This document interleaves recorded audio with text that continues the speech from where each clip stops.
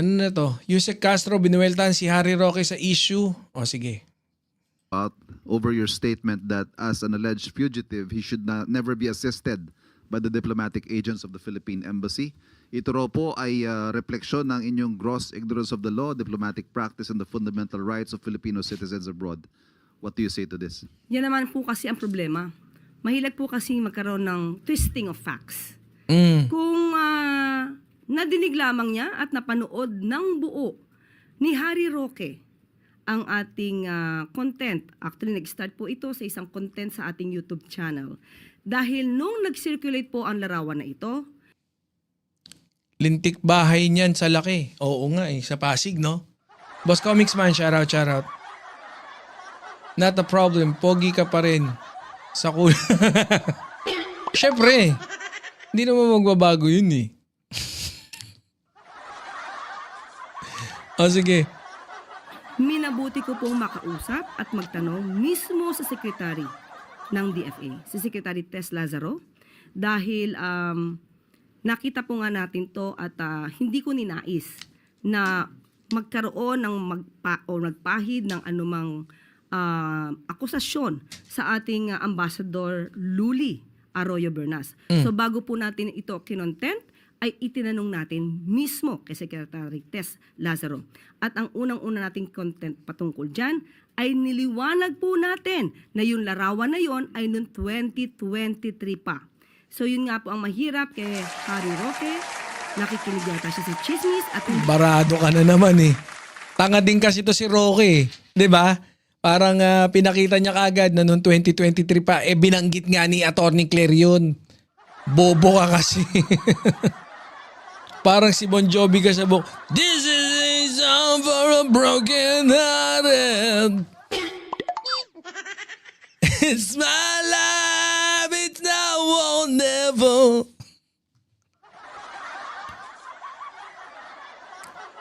hindi niya pinanonood ng buo yung pinaka-content natin. Mismo sinabi natin na wala pong bagong larawan at wag nating pahira ng anumang akusasyon si Ambassador Luli Arroyo Bernas. Pero ang sinabi po natin bilang representative ng Pilipinas, hindi po magiging maganda kung magkakanlong Ma'am Annalyn Ando, shoutout. fugitive. Sana naman po ay Tama naiintindihan naman niya yun kung eh. Tama naman yun eh, di ba? Hindi magiging maganda kung magkakanlong ka ng ano. Ang ibig sabihin ng pagkakanlong, ang pagkakanlong po ay pagtatago sa isang fugitive. Hindi po natin sinasabi na dapat na wag tulungan ang isang fugitive. Mas maganda po talagang tutulungan ang isang fugitive na makabalik sa Pilipinas. Bumalik ka na kasi. Ito rin si Roquita eh. Pag sinabi po natin pagkakanlong, yun po ay pagtatago. Pagkukubli sa isang executive or rather sa isang fugitive mula sa kamay ng batas dito sa Pilipinas. So mas maganda po kay Harry Roque, intindihin muna po ang buong video, panoorin niya, para po hindi naman po siya nagiging source palagi ng fake news. No, hindi ko pala napapakita no. Anak ng patipaklong oh. Ba't di kayo nagsasalita dyan? Ulitin natin doon sa bandang gitna na lang ha. Kasi yun nga no, kinontent ni Atty. Claire to, pero hindi kasi siguro yung nakarating kay kay Bading Roque, kalahati na lang. Hindi niya alam na noon pa yon. Kasi may mga gumawa rin kasi ng mga quote card mga mukhang tanga eh. No? Tapos sumagot si Roque, ang sabi ni Roque, noong 2023 pa yan. 'Di ba? Boss Tattoo, Ma'am Eva Santos. And ngayon, barado tuloy siya kay Atty. Claire. Pakinggan ulit natin. Bagong larawan at wag nating pahira ng anumang akusasyon.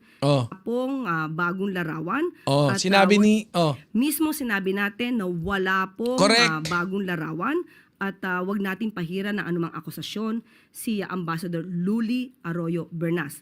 Pero ang sinabi po natin bilang representative ng Pilipinas, hindi po magiging maganda kung magkakanlong ng fugitive. Correct. Sana naman po ay naintindihan niya kung anong ibig sabihin ng pagkakanlong. Ang pagkakanlong po ay pagtatago sa isang fugitive.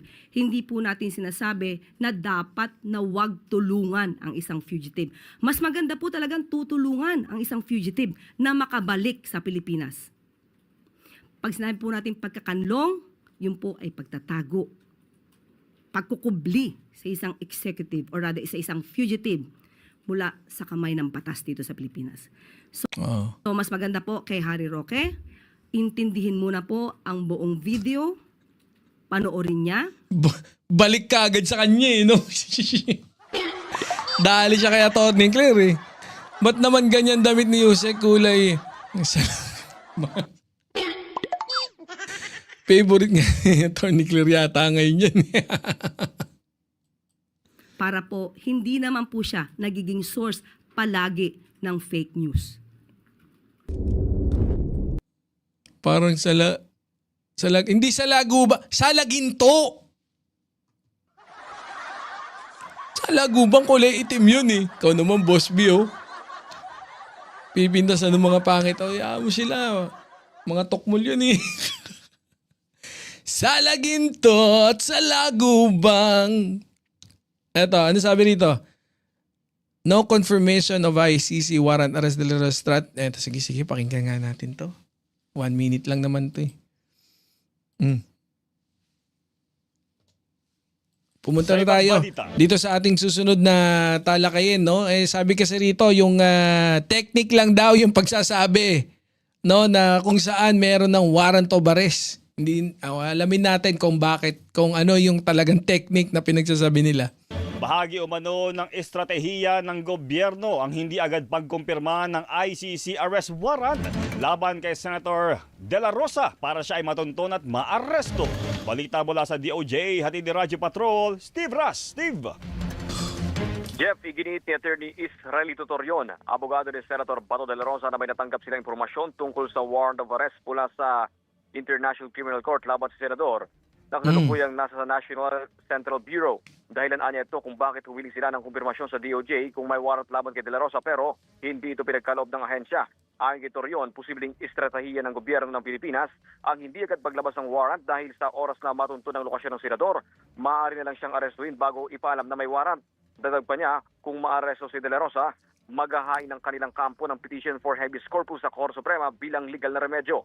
Nilinaw rin ni Torion na wala siyang direktang kontak kay De La Rosa at nakikipag-ugnayan lang sa pamamagitan ng pamilya ng senador. Yan ang balitang kumpirmado. Sigurado, ito ang Radyo Patrol, Steve Raz, DZMM. Thank you, Steve Ras! Yun naman pala eh.